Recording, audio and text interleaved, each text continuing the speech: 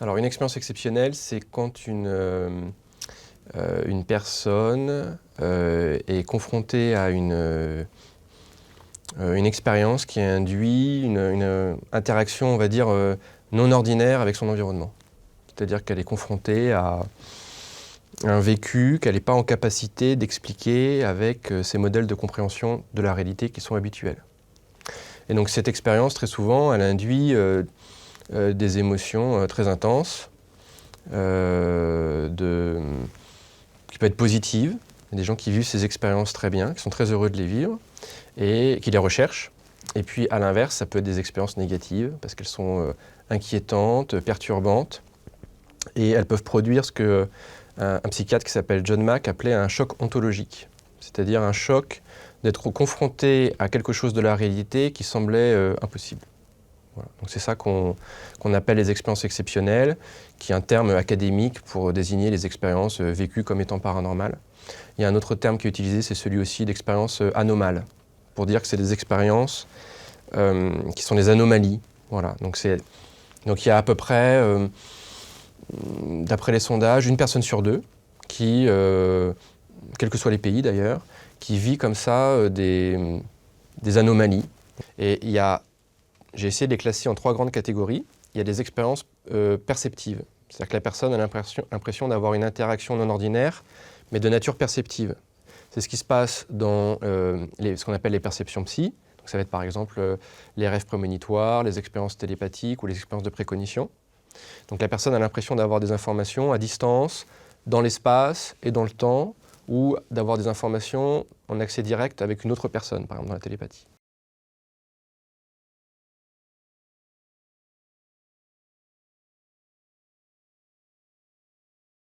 Le plus souvent, au service de consultation, les gens nous disent il m'arrive quelque chose, je pensais que c'était impossible, et j'ai besoin de rencontrer des gens qui sont spécialisés dans ce sujet et qui sont ouverts. Voilà. Et nous, notre position, elle est un peu particulière, c'est-à-dire qu'on est dans ce qu'on appelle une position d'indécidabilité. C'est-à-dire qu'on ne dit pas aux gens ce que vous avez vécu c'est vrai ou ce que vous avez vécu c'est pas vrai. On leur dit il y a des gens qui racontent la même chose que vous, il y a des travaux scientifiques qui existent là-dessus, il n'y a pas de consensus scientifique sur ce sujet. Voilà ce qu'on sait, voilà ce qu'on ne sait pas. Et ce qui aide souvent, c'est de faire sens de cette expérience, c'est-à-dire de pouvoir l'intégrer dans sa vie et pas que ça soit quelque chose, une sorte d'anomalie comme ça, qui est une sorte de corps étranger dans la vie psychique. Donc souvent les gens se rendent compte qu'effectivement on peut intégrer cette expérience et puis c'est pas plus grave que ça.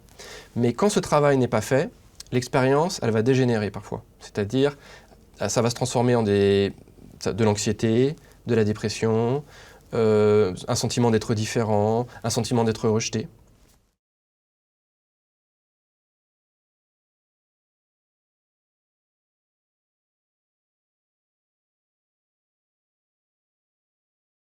C'est intéressant, parlons de Freud par exemple. Freud, il s'est beaucoup intéressé à cette question, et c'est ce qu'on appelait l'occultisme à l'époque. Et d'ailleurs, la position de Freud est très intéressante parce il était très sceptique au début, et d'ailleurs dans ses premiers écrits, il va expliquer un certain nombre d'expériences qu'on qualifierait de paranormales aujourd'hui avec des hypothèses psychanalytiques, en particulier des mouvements de ce qu'il appelle la pensée magique, on en parlait tout à l'heure, ou des mouvements de projection. Par exemple, il va dire les esprits, c'est une projection de l'inconscient des gens. Ce qui est une hypothèse qui est pertinente, hein, parfois. C'est des hypothèses qui sont justes. Et ensuite, avec un autre psychanalyste qui s'appelle Ferenczi, ils vont mener des expériences avec des voyants. Et ils vont faire des expériences, ils vont essayer de demander à des voyants de deviner ce qu'il y a dans des enveloppes qui sont cachées. Et Freud, Ferenczi vont mener des expériences de télépathie. Et progressivement, et Freud en plus était très intéressé par tous les travaux de ce qu'on appelait la recherche psychique à l'époque. Et il était membre de la Society for Psychical Research, qui était une grande société de recherche psychique sur ce sujet-là, et il le sera jusqu'à sa mort.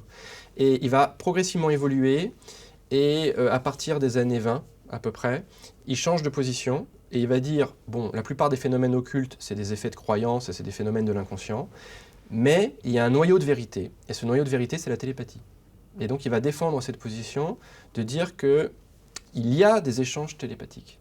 Il a cette citation, je ne vous le dis pas, je le dis en français, pas en allemand, il dit « Il y a de la télépathie, il y a du transfert de pensée ».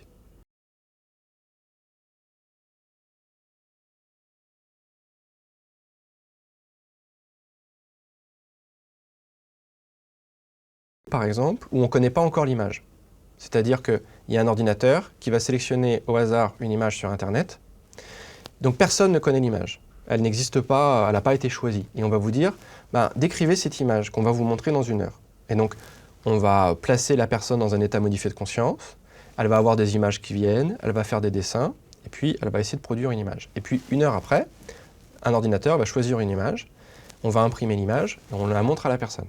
Et on va lui dire, voilà l'image qu'il fallait décrire. Et ensuite, on peut utiliser par exemple des juges qui vont comparer la description que vous avez faite avec l'image en question. Et on va regarder s'il va y avoir des leurres, des fausses images, et on va voir si les juges trouvent plus souvent l'image qui était la cible, qui devait être perçue dans le futur. Vous voyez, ça, c'est de la précognition. C'est-à-dire que ça porte sur une connaissance consciente. Et donc ça, c'est des travaux qui ont été menés jusque dans les années 90, on va dire. Et ensuite, les chercheurs, c'est une évolution qui s'est faite aussi en psychologie, en neurosciences, se sont dit, peut-être que ces perceptions, elles sont inconscientes. Et donc, on est passé sur le modèle du pressentiment. Et dans le pressentiment, ça n'est pas tant le sujet qui décrit consciemment ce qui lui vient à l'esprit, on va mesurer les réactions de son corps pour voir s'il réagit inconsciemment à des informations futures.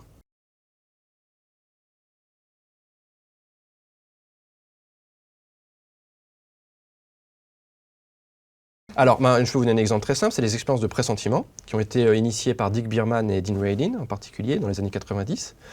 Donc, l'expérience typique de pressentiment, c'est qu'on va mettre une personne devant un ordinateur et l'ordinateur sélectionne des images au hasard dans une banque de données. Et il y a des images qui sont violentes, et des images qui sont érotiques, et puis il y a des images qui sont neutres. Voilà. Et la personne, elle a un capteur de stress au niveau de la peau, qui va mesurer la conductivité de la peau, et ça permet de mesurer le stress. Voilà. Et on montre ces images, et on mesure le stress de la personne. Quand la personne voit une image érotique ou violente, le stress augmente. Enfin, on voit qu'il y a une conductivité, le sujet réagit. Voilà. Plus que quand les images sont neutres. Pour l'instant, on n'est pas surpris. Mais ce qu'ont fait ces chercheurs, qui est très, très surprenant, c'est qu'ils ont regardé avant qu'on montre l'image, si la personne réagissait. Donc par exemple, si l'image c'est un serpent, ils regardent si la personne est plus stressée quelques secondes, quelques millisecondes avant de voir l'image du serpent, en rapport d'une image neutre comme un livre par exemple. Et donc ce dont ils se sont rendus compte, c'est qu'il y a une petite différence. Voilà. Alors c'est pas sur chaque essai, mais quand on fait des centaines d'essais avec des centaines de personnes, eh bien on a un effet qui est significatif. C'est-à-dire que les personnes réagissent un tout petit peu avant d'avoir vu l'image. C'est comme si leur corps anticipait la perception d'une situation stressante. En fait, on fait ça en conditions contrôlées, c'est-à-dire que les images sont produites de manière aléatoire, donc le sujet n'est pas en capacité d'anticiper s'il va avoir une image stressante ou s'il va avoir une image neutre. Parce que ça serait ça une critique qu'on pourrait faire. On pourrait dire, mais effectivement, la personne, il y a une anticipation anxieuse, mais ça serait pertinent s'il n'y avait que des images violentes ou érotiques. Mais comme il y a des images neutres, on peut comparer. Et le sujet, il n'est pas capable de déterminer si ça va être une image neutre ou si ça va être une image violente. Donc ce que j'essaie de vous expliquer, c'est qu'il y a des conditions expérimentales qui permettent de randomiser les cibles de façon à ce que le sujet ne puisse pas, pour des raisons classiques, anticiper la nature de l'image qu'il va voir. C'est sur un très grand nombre d'essais et c'est des effets statistiques. Voilà. Mais ça suggère, ces expériences suggèrent qu'on aurait à l'intérieur de nous-mêmes, ou certaines personnes, là c'est des populations qui ne sont pas sélectionnées, hein. Donc ça serait plutôt dans la population générale, il y aurait une sorte de pressentiment corporel des situations stressantes à venir. Et ça pourrait expliquer pourquoi certaines personnes, avant un accident, par exemple, anticipent l'événement. Il y a des gens qui décrivent ça. L'hypothèse classique, c'est de dire que la personne, elle a perçu dans son environnement des indices. C'est-à-dire qu'elle a senti qu'il y avait quelque chose, et puis ça, c'est inconscient, et au niveau conscient, elle se dit « Oula, il y a quelque chose qui est dangereux ». Mais il y a des situations où la personne ne pouvait pas anticiper. Donc, on essaie de démontrer ça en conditions expérimentales.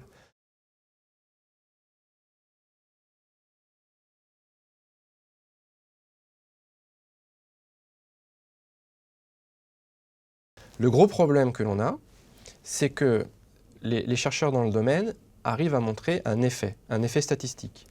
Mais on est incapable d'expliquer scientifiquement cet effet. C'est-à-dire qu'on est incapable de dire comment un être humain serait en mesure d'anticiper un événement du futur. C'est-à-dire que dans nos modèles physiques, nos modèles biologiques, on n'a pas d'éléments qui permettent de démontrer comment l'information est transférée. Voilà, c'est ça le gros problème que l'on a actuellement. C'est-à-dire que ces données, dans le service de consultation, les gens nous racontent des expériences comme ça. Quand on fait des recherches en conditions expérimentales, on a des effets statistiques. Et à l'heure actuelle, à ma connaissance, personne n'a été capable de démontrer que ces résultats étaient faux ou qu'il y avait une erreur dans les protocoles. Mais on n'a pas le troisième maillon, c'est-à-dire on n'a pas un modèle biologique, physique, concret qui permet de dire voilà comment ça se passe, comment la personne a accès à l'information. Par exemple, on n'a pas déterminé une zone du cerveau qui permettrait de recevoir ces informations du futur de la même manière que vous pouvez recevoir des informations au niveau visuel ou auditif.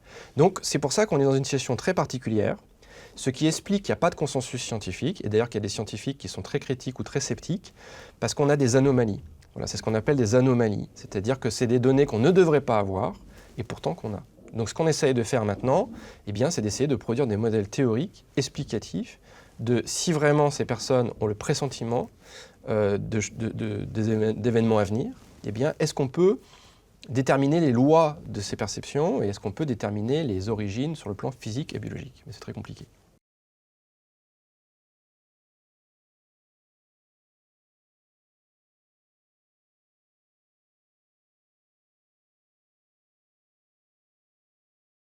D'ailleurs, de manière générale, on sous-estime les intuitions.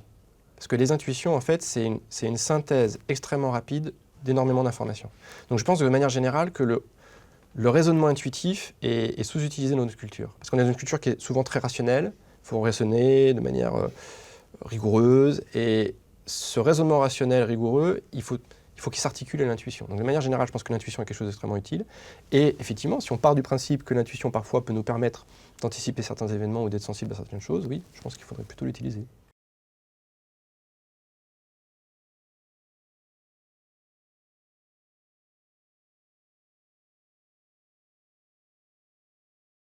Donc cette expérience, c'est une expérience de rétrocausalité qui est une sorte d'amélioration des expériences de précognition et de pressentiment. Et donc, comme son nom l'indique, dans cette expérience, on essaye de voir si on peut repérer l'influence d'un stimulus sur le sujet, mais qui viendrait du futur. C'est pour ça qu'on parle de rétrocausalité, c'est-à-dire qu'on va inverser la causalité habituelle d'expériences de psychologie. Donc c'est des expériences qui ont été initiées par Daryl Bem, que j'ai repris dans ma thèse notamment, que je continue à mener depuis plusieurs années, et sur lequel on a fait une méta-analyse pour essayer de voir si, quand un certain nombre d'équipes au niveau international reproduisent ce dispositif, est-ce qu'on arrive à obtenir un effet comme ça de rétrocausalité qui montrerait cette influence du futur en quelque sorte. Là, dans cette tâche en particulier, le sujet voit un mot sur un écran, et il doit répondre le plus rapidement possible si c'est un mot qui est positif ou négatif. Donc il y a deux touches, et donc si c'est positif, il va cliquer par exemple à droite, et puis si c'est négatif, il va cliquer à gauche. Et puis après avoir vu ce mot, il va voir automatiquement une image. Et cette image elle-même, elle est positive ou négative. Positive si c'est une image agréable, négative si c'est une image violente, effrayante, etc. Et donc ce qu'on va regarder, c'est qu'on a inversé ce qu'on appelle une tâche d'amorçage ou de priming. Dans une tâche d'amorçage ou de priming, on sait que par exemple, si une personne voit une image positive ou négative, enfin une image positive par exemple, et qu'ensuite on lui montre un mot positif, elle sera plus rapide pour répondre. Il y a un effet d'amorçage de l'image, c'est-à-dire que le cerveau a vu une image positive, et comme le mot ensuite est positif, il est plus rapide à répondre. Pareil avec une image négative. Si on montre une image négative, et puis ensuite le mot est négatif, le sujet est plus rapide pour répondre. Ce qu'on a fait, c'est qu'on a inversé la tâche. C'est-à-dire que là, on va montrer d'abord le mot, et ensuite l'image. Et donc si la personne va être influencée par l'image qu'elle va être dans le futur, son temps de réaction va varier en fonction de l'image qu'on va lui montrer ensuite. Parce que si jamais l'image est négative et le mot est positif, il y a un écart et le cerveau met plus de temps à répondre en quelque sorte. Donc du coup, on peut mesurer le temps de réponse de la personne au mot qu'elle regarde en fonction de l'image qui ne lui sera pas montrée avant, mais qui lui sera montrée après. Et donc, dans ce protocole, qui a été reproduit par un certain nombre d'équipes, on voit une taille d'effet d'à peu près 0,10 qui suggère qu'on a un effet significatif, que les personnes sont influencées par l'image qu'elles vont voir ensuite. Donc c'est comme si elles étaient influencées par une image qu'elles vont percevoir, mais dans le futur. Parce que faut inverser, faut bien comprendre l'expérience de départ. Hein. Si j'ai une image positive et un mot positif, je réponds vite. Si j'ai une image positive et un mot négatif, je réponds lentement. Parce que j'ai été influencé par une image positive qui est en discordance avec le mot. Mais si je fais l'inverse, si je prends l'image négative et que je la mets après, et que la personne, je regarde son temps de réaction, je vais voir si le temps de réaction au mot est influencé en fonction que l'image est positive et négative qui a été montrée après.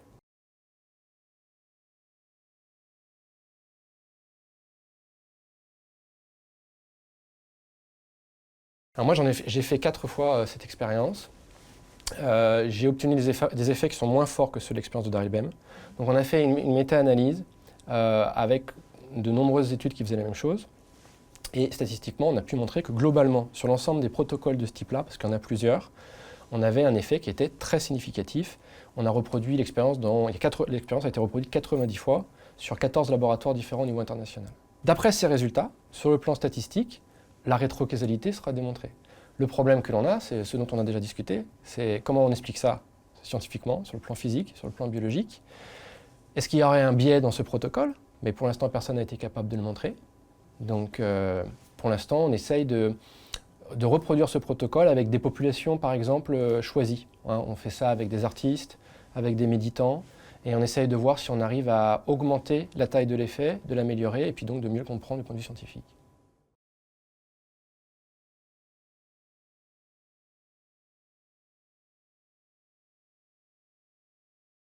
Donc, le Ganzfeld, c'est un dispositif pour étudier la télépathie.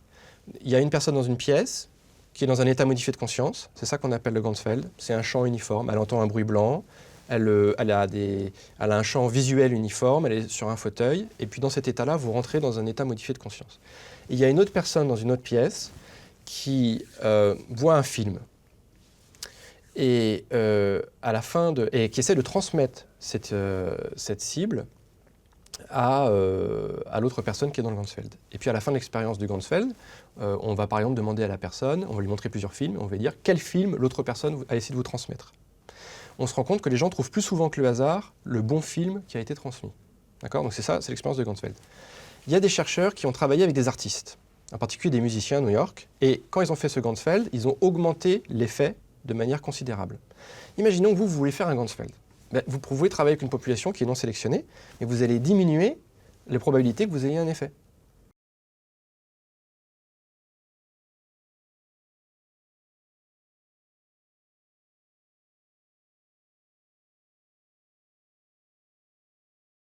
Je vais vous dire un peu comment je vois les choses.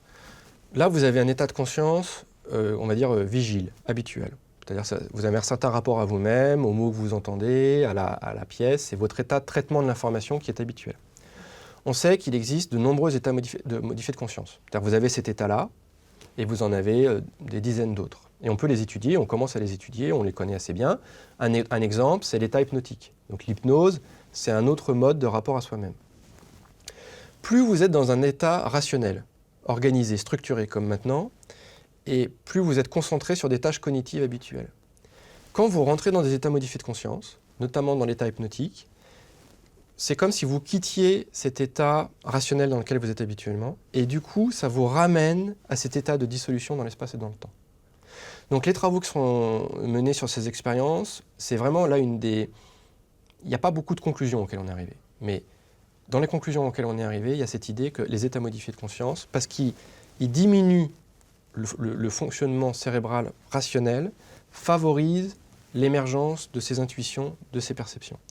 Donc ça, c'est une des choses qui émergent quels que soient les travaux. Et puis l'autre chose dont on en a déjà parlé, c'est que tout le monde n'est pas aussi doué. Et que quand vous menez ce genre de recherche, il vaut mieux le faire avec des personnes qui ont certains critères de personnalité. Le problème, c'est que quand c'est des phénomènes subtils comme ça, ils sont difficiles à démontrer. Mais par contre, c'est très facile de ne pas les démontrer.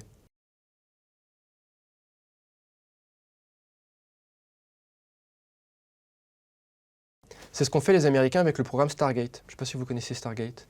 Donc dans les années 70, pardon, dans les années 70, des chercheurs font ce qu'on appelle des expériences de vision à distance. C'est-à-dire qu'ils reprennent de vieilles expériences qui étaient menées en France à l'Institut métapsychique international, notamment par un chimiste qui s'appelait Évar Collier, qui prenait des enveloppes mettait des images dedans, et la personne devait les décrire à distance. C'était les expériences de télépathie de l'époque, ou de clairvoyance. Et ces chercheurs dans les années 70 à Stanford ont repris ces expériences. Ils ont trouvé des sujets qui pensaient avoir cette capacité de vision à distance, et ils se sont rendus compte que certains d'entre eux étaient très doués. Il y avait par exemple un commissaire de police qui s'appelait Pat Price, et il avait comme ça une capacité à anticiper des scènes qu'on allait lui montrer, ou des images qu'on allait lui montrer, ou des vidéos qu'on allait lui montrer. Ils ont publié ça dans une très bonne revue scientifique qui s'appelle Nature, dans les années 70, en 1974 je crois. Et ça a attiré l'intérêt du gouvernement américain. Et le gouvernement américain, on était en pleine guerre froide, s'est dit, mais s'il y a des sujets qui sont capables de voir à distance dans l'espace et dans le temps, on va utiliser ça pour espionner les Russes.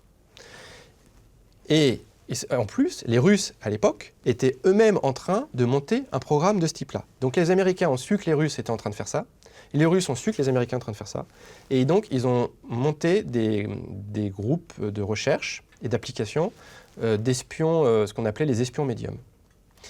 Et ça a donné naissance à un programme qui a eu plusieurs noms, mais le nom le plus connu, c'était le programme Stargate, qui a débuté donc dans les années 70, qui a été déclassifié, parce que c'était secret défense, qui a été déclassifié en 1995, et dans lequel, pendant plus d'une vingtaine d'années, donc il y avait des militaires qui étaient entraînés pour décrire des cibles à distance, notamment des cibles russes, et qui a été financé par le gouvernement américain, des millions de dollars, et qui a été utilisé par toutes les grandes agences gouvernementales américaines, la NSA, la CIA, etc.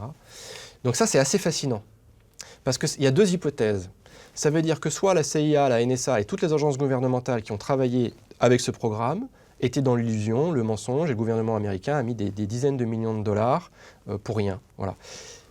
Il faut quand même avoir notion que certains agents de ce système-là, enfin de ce programme, notamment Joe McMonigle, a eu des décorations militaires pour les résultats qu'il a obtenus. Donc c'est-à-dire que, vous voyez, il y aurait tout le système militaire et tous les systèmes de renseignement américains qui étaient dans l'illusion. Pourquoi pas, hein. Mais quand on voit les résultats qu'ils ont obtenus, parce que ça a été déclassifié, hein, on peut voir les résultats qu'ils ont été obtenus, ils ont eu des choses qui sont quand même assez sidérantes. Et ils ont fait les choses d'une manière très organisée, très structurée. Ils ont même développé une sorte de manuel pour améliorer ces perceptions. Et puis, ils ont scanné des milliers de militaires pour en garder seulement 5 qui avaient ces capacités-là supposées. Donc ça aussi, c'est un autre champ futur, c'est de dire, finalement, on ne comprend pas au niveau physique et biologique, mais utilisons ça, notamment dans le champ militaire.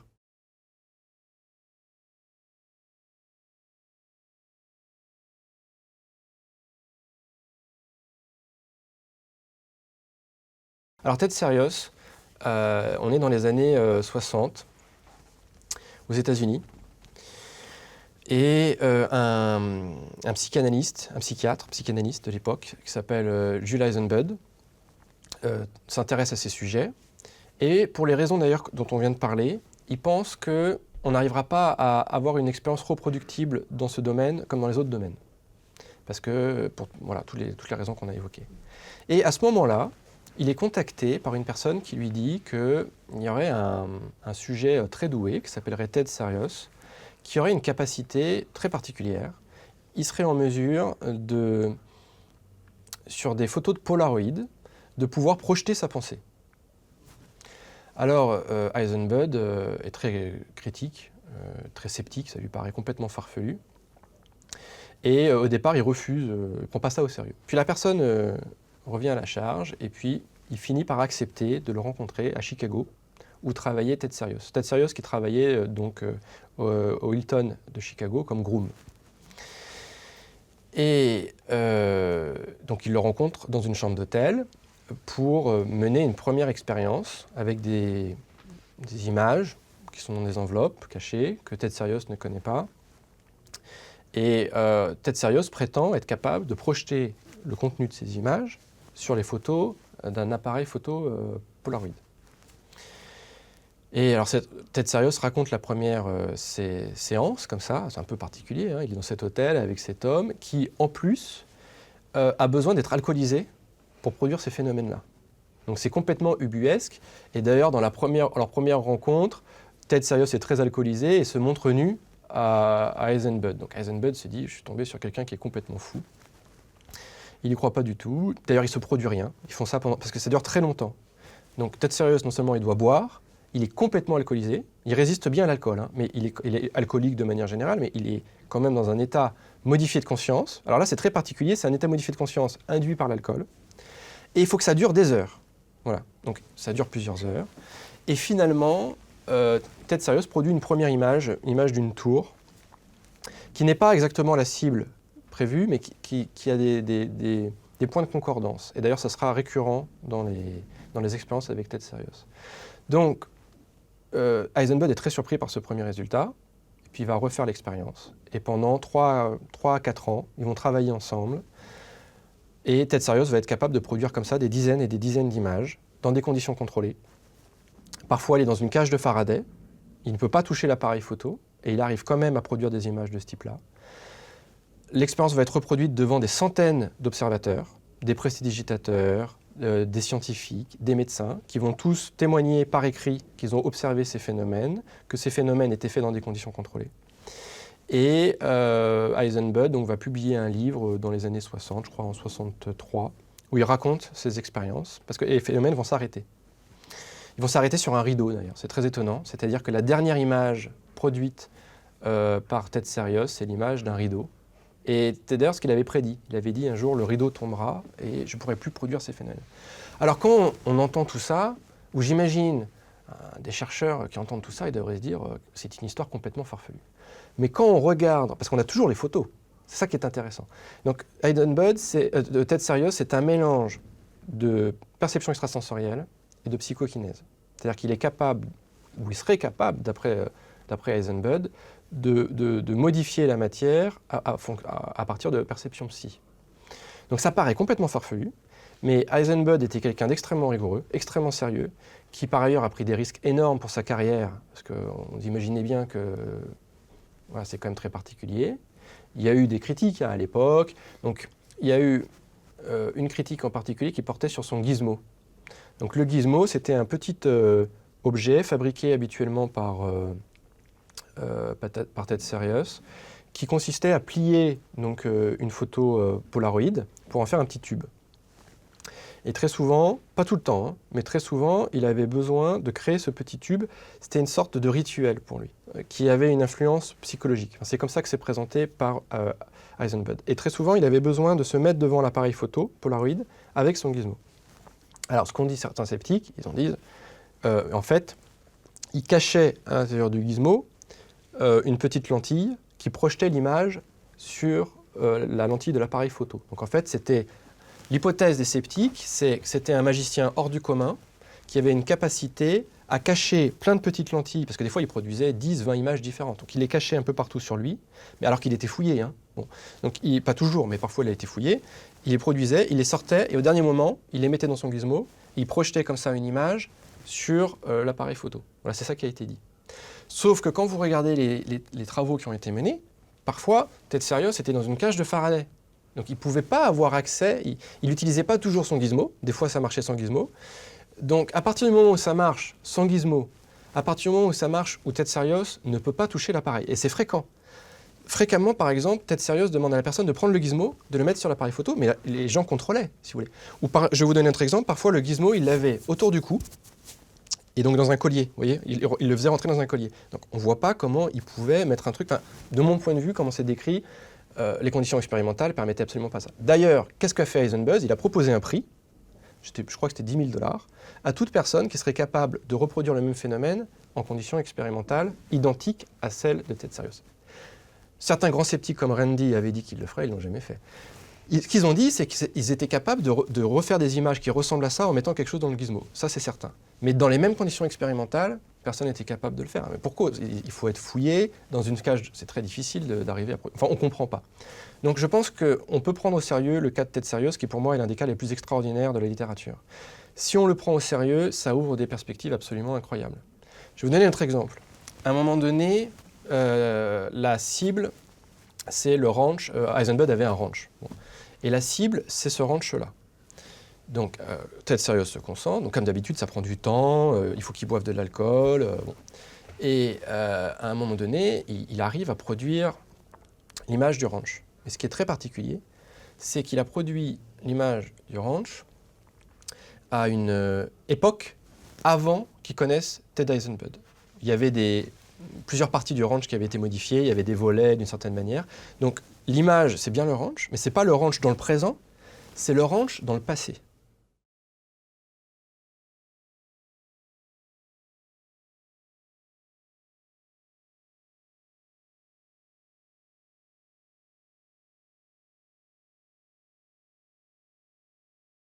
C'est-à-dire que dans notre culture, il y a une opposition caricaturale, effectivement, entre les croyants, entre guillemets, qui souvent d'ailleurs, pour certains d'entre eux, rejettent le modèle scientifique. C'est-à-dire ils vont dire, il y a quelque chose de l'expérience humaine qui est ineffable, qui est en dehors du scope de l'approche scientifique, et il faut laisser une sorte de part de mystère de l'expérience humaine.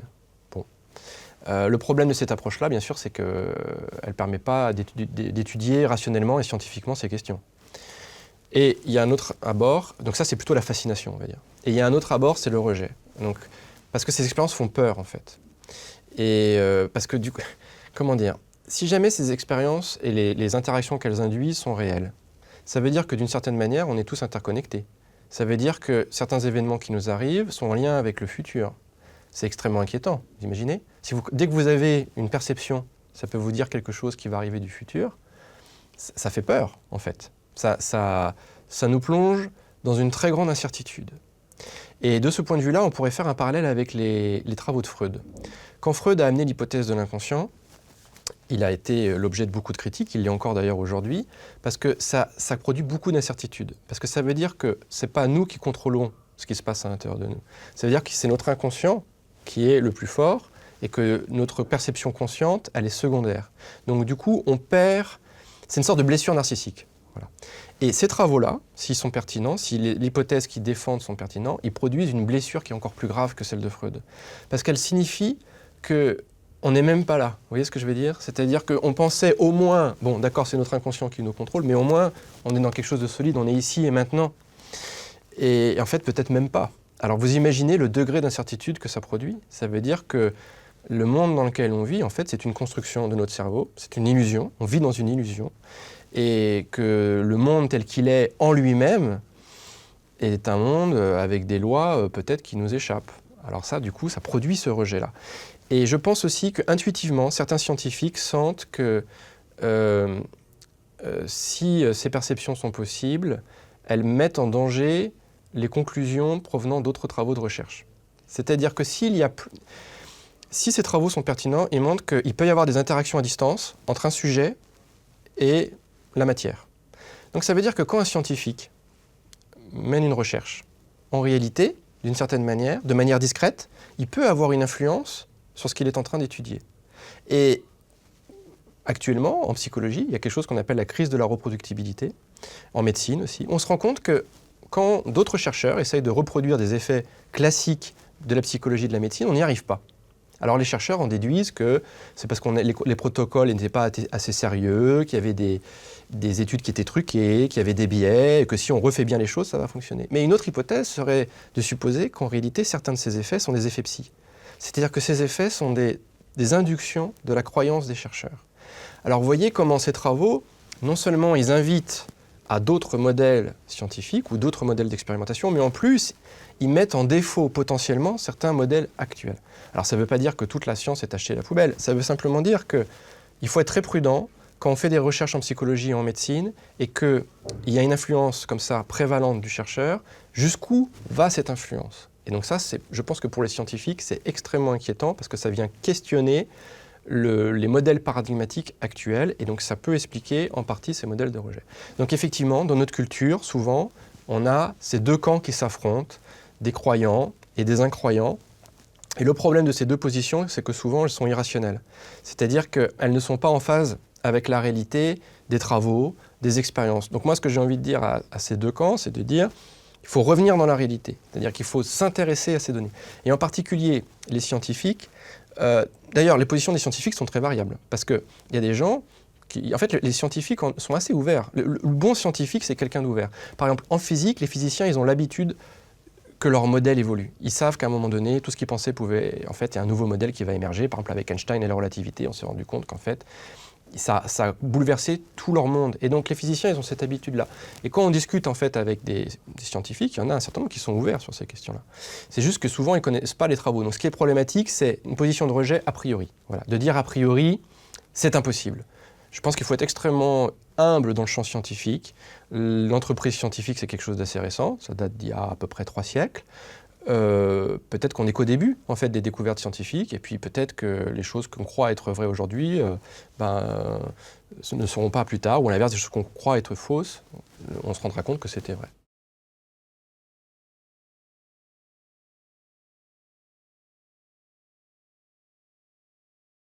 Les chercheurs ont passé beaucoup de temps déjà à essayer de démontrer expérimentalement l'existence de ces perceptions. À l'heure actuelle, vous avez 7 ou 8 paradigmes scientifiques. Vous avez le Ganzfeld, les rêves télépathiques, le pressentiment, la rétrocausalité aussi. Enfin, vous avez un certain nombre de paradigmes où les expériences ont été menées par différents expérimentateurs dans des conditions contrôlées, et il y a des effets qui sont très significatifs. Voilà. Il y a des tailles d'effets. Ce qu'on appelle la taille d'effet, c'est la force de l'effet qui est aux alentours de 0,10, 0,20 habituellement, voilà, quand c'est dans la population générale. Donc ce seraient des effets dans d'autres domaines de la psychologie, ils seraient acceptés comme étant existants. Mais comme on n'a pas de modèle sous-jacent, voilà, c'est compliqué. Mais donc, les chercheurs ont fait beaucoup ça jusque dans les années 80-90, on va dire. La communauté, à un moment donné, a dit, bon, pour nous, la preuve est démontrée sur le plan statistique. Maintenant, il faut faire des recherches qui sont orientées sur les processus. C'est-à-dire qu'il faut arrêter d'essayer de démontrer que ça existe, il faut montrer comment ça marche. Donc, c'est ce qu'essayent de faire les chercheurs maintenant. Mais c'est là qu'il y a très peu d'avancées. C'est-à-dire qu'on arrive à comprendre les conditions qui favorisent, donc par exemple les états modifiés de conscience. On se rend compte qu'il y a très probablement une relation entre le phénomène d'observation de ces perceptions et leur émergence. Et là, c'est comme si quand vous observez ces phénomènes en pleine lumière, c'est comme si ça les détruisait. Il y a une sorte de relation inversement proportionnelle entre la qualité de la documentation des phénomènes et leur émergence. Ce qui expliquerait pourquoi ils ont cette nature qu'on dit élusive. C'est-à-dire que dès que vous essayez de les attraper, ils sont ailleurs. Alors, du coup, on essaye de faire des modèles théoriques pour penser cette élusivité. Parce que du coup, si on comprend cette élusivité, alors peut-être qu'on pourra mieux reproduire les phénomènes.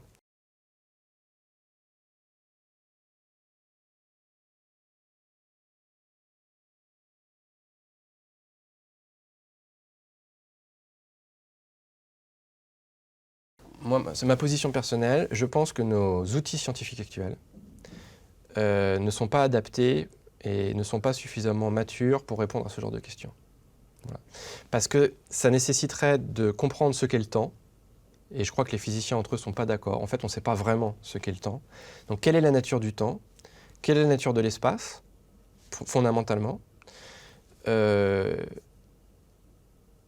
des hypothèses que l'on a, c'est que, à laquelle on est conduit, on va dire, quand on regarde ces travaux, c'est que l'espace et le temps, tels qu'on les imagine, en fait, sont des constructions du cerveau. C'est-à-dire que le cerveau construit un espace de représentation, un peu comme un espace de réalité virtuelle, dans lequel l'espace et le temps sont les coordonnées de notre expérience subjective.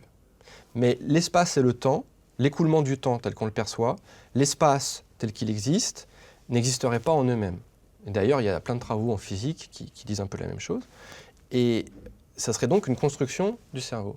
Mais à partir du moment où vous êtes dans cette hypothèse-là, ça laisse entendre que le fait d'être là, dans le présent, dans l'espace et dans le temps, c'est une construction du cerveau. Mais qu'en réalité, on serait un petit peu comme une goutte dans l'océan, et en fait, on serait dilué dans l'espace et dans le temps. On ne s'en rend pas compte la plupart du temps, mais dans certaines conditions extrêmes où notre vie est mise en danger, on aurait cette capacité du coup à revenir dans cet état de dilution comme dans un océan et à pouvoir du coup se délocaliser dans l'espace et dans le temps.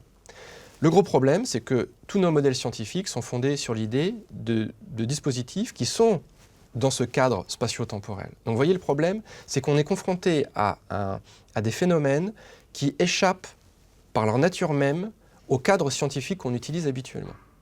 Donc que faire? Faut-il développer une nouvelle approche scientifique? Mais comment faire pour travailler en dehors de l'espace et du temps? C'est extrêmement compliqué.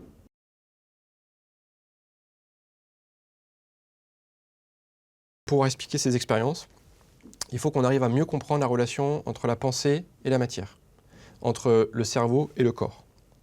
pour l'instant, il y a un écart. Voilà. Il y a d'un côté des disciplines, les sciences de la subjectivité, comme la psychanalyse, qui décrivent le vécu de l'intérieur, et il y a les neurosciences qui décrivent les choses à la troisième personne, de l'extérieur. Mais entre ces vécus à la première personne et à la troisième personne, il y a un fossé qu'actuellement on n'a pas réussi à résoudre. Donc première chose, il faut qu'en neurosciences, en biologie, les études sur la conscience arrivent à comprendre comment s'articule la perspective à la première personne et la perspective à la troisième personne. C'est très compliqué. Voilà. Et il y a ce qu'on appelle les problèmes de la conscience qu'on n'arrive pas à résoudre à l'heure actuelle. Deuxième problème, c'est la physique. C'est-à-dire, si on peut avoir accès à des informations dans le futur, il faut que les physiciens produisent des modèles de ces interactions dans l'espace et dans le temps. Et là, on ne les a pas à l'heure actuelle à ma connaissance. Donc il faut aussi des progrès en physique. Voilà. Donc il y a ces deux grands domaines, neurosciences et physique. Et d'ailleurs, peut-être que les avancées autour de ces expériences ne proviendront pas de la communauté qui travaille dessus, parce qu'en finalement, on n'a pas des gros moyens, on n'a pas des grosses équipes comme il y a en neurosciences et en physique. Et peut-être que ça viendra comme ça d'un autre champ, finalement. Donc je crois qu'il faut développer ces travaux dans ces domaines-là. Après, il y a une autre perspective aussi, que j'ai essayé de développer un petit peu, c'est les applications. C'est-à-dire qu'on peut imaginer qu'on est confronté à des phénomènes qu'on ne peut pas expliquer causalement au niveau biologique et physique, mais on peut quand même les utiliser.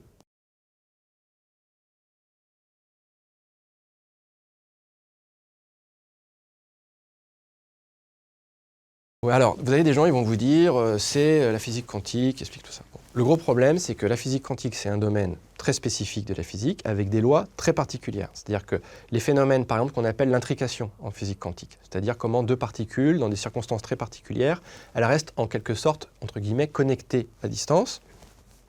Ces phénomènes d'intrication se produisent dans des conditions expérimentales très particulières, avec des températures qui sont très, très spécifiques et avec des durées de temps qui sont extrêmement brèves. Donc les phénomènes qui sont décrits par en physique quantique, à l'heure actuelle, à ma connaissance, ne correspondent pas du tout à ce que nous on décrit. Parce que nous, ça concerne des choses au niveau du cerveau, donc avec des températures élevées, qui durent dans le temps. Donc on voit mal comment les résultats en physique quantique permettraient d'expliquer les expériences exceptionnelles. Il y a un saut qui, à mon avis, ça ne marche pas à l'heure actuelle. Il y a des avancées actuellement en biologie quantique, qui montrent que les organismes biologiques peuvent utiliser les propriétés quantiques de la matière, par exemple dans le champ de la photosynthèse. On se rend compte aussi qu'il y a certains oiseaux qui peuvent se repérer dans l'espace et dans le temps à partir de petits systèmes quantiques qu'ils ont dans le cerveau. Mais ça, on est très loin de ce qu'on observe, nous, dans les expériences exceptionnelles. Donc je pense que là, il faut être extrêmement prudent. Pour vous donner une métaphore, quand la télépathie était étudiée dans les années 20 et les années 30, les chercheurs de l'époque pensaient qu'on allait pouvoir expliquer ça un peu comme la TSF, qui est l'ancêtre du téléphone, parce qu'ils disaient les transmissions dans des fils à distance, mais en fait, la TSF n'a rien à voir avec la télépathie. Peut-être que la télépathie, si elle existe, elle n'a rien à voir avec la physique quantique. Néanmoins, ce que font certains chercheurs actuellement, ce qu'on essaye de faire, c'est qu'on reprend le formalisme de la physique quantique. C'est-à-dire que ce qui est intéressant avec la physique quantique, c'est qu'elle a développé tout un modèle mathématique. Et ce modèle mathématique, il est utile pour essayer de théoriser ce qu'on observe dans le champ des expériences exceptionnelles. Et donc il y a un modèle qui a été développé par Lucadou, puis par d'autres physiciens, qui s'appelle le modèle de l'information pragmatique, le MPI, qui repose sur ces principes et qui a été théorisé par une théorie qui s'appelle la théorie quantique faible ou la théorie quantique généralisée. C'est-à-dire c'est des physiciens qui ont repris les modélisations mathématiques de la physique quantique pour les appliquer sur ces phénomènes. Et ça permet d'arriver à certaines lois qui sont très intéressantes, notamment concernant les effets de documentation dont je vous ai parlé. Donc, pour résumer, je ne pense pas que ça soit expliqué par la physique quantique, mais on peut utiliser les modélisations mathématiques de la physique quantique qui sont très avancées pour essayer de modéliser les phénomènes qu'on observe.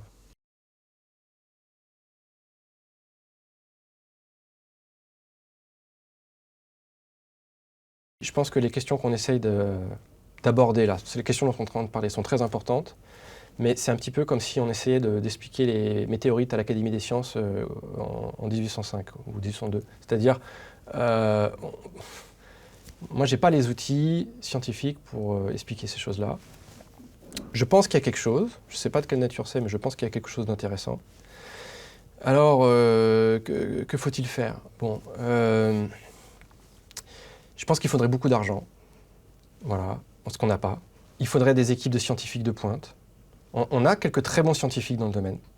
Il y a notamment des scientifiques qui sont très courageux, parce qu'ils prennent des risques en travaillant dans ce domaine. Et moi, les chercheurs les plus brillants que j'ai rencontrés dans ma carrière académique sont dans ce domaine-là. Mais il y en a, on les compte sur les doigts d'une main quasiment. Donc il faudrait de l'argent, des équipes, des jeunes scientifiques. Il y en a. On a dans des universités prestigieuses des jeunes scientifiques qui travaillent là-dessus. Souvent, ils sont assez discrets d'ailleurs. Il faut du temps. Et puis il faut avoir des idées, des hypothèses testables. Voilà. Il faut des modèles théoriques testables. Moi, si je devais parier, je ne suis pas sûr qu'on trouve dans les 20, 30 prochaines années vraiment des réponses à ces choses-là. Je crois qu'on peut maintenir ce questionnement vivant, on peut essayer de voir ce qu'il induit socialement, on peut peut-être l'utiliser dans des applications, on peut peut-être faire que les gens qui ont ces expériences ne soient pas stigmatisés. Ça serait déjà pas mal en fait. Déjà de réintégrer cette question dans notre culture, je pense que ce serait déjà très bien. Et ramener de la rationalité sur ces sujets. Voilà. Parce que je pense que ça a des effets délétères, sinon ça dégénère. Quand dans une culture, quelque chose de la réalité n'est pas intégré, ça dégénère. Et je pense que c'est ce qui se passe autour du paranormal qui prend des formes parfois très pathologiques dans notre culture. Donc je ne suis pas sûr qu'on trouvera une réponse tout de suite. Mon intuition serait que peut-être, s'il y a une avancée majeure qui est faite dans ce domaine, elle sera faite par des équipes de neuroscientifiques, de physiciens qui ont des moyens très importants, qui à un moment donné vont avoir l'intuition de ces choses-là, qui vont les rencontrer dans leurs travaux, peut-être des chercheurs qui travaillent sur le temps, peut-être des chercheurs qui travaillent en physique quantique, peut-être des chercheurs qui travaillent sur la conscience, à un moment donné vont comprendre, vont rejoindre les travaux déjà menés sur ce sujet, et avec les moyens qu'ils auront à disposition, peut-être seront-ils capables de faire des avancées.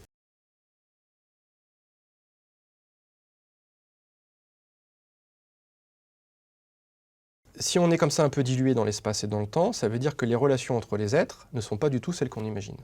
Et donc ça conduit à une conception écologique du monde.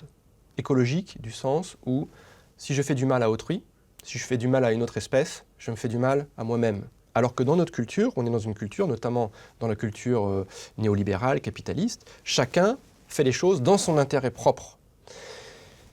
Alors bien sûr, ça conduit à questionner ça. Et ça conduit à, oui, voilà, ce qu'on pourrait dire une pensée écologique, c'est-à-dire une pensée qui tienne compte du fait que toute action que j'ai sur le monde a une action sur moi-même et inversement. Donc bien sûr, ça peut produire une transformation du rapport entre les personnes, si on prend au sérieux cette hypothèse-là.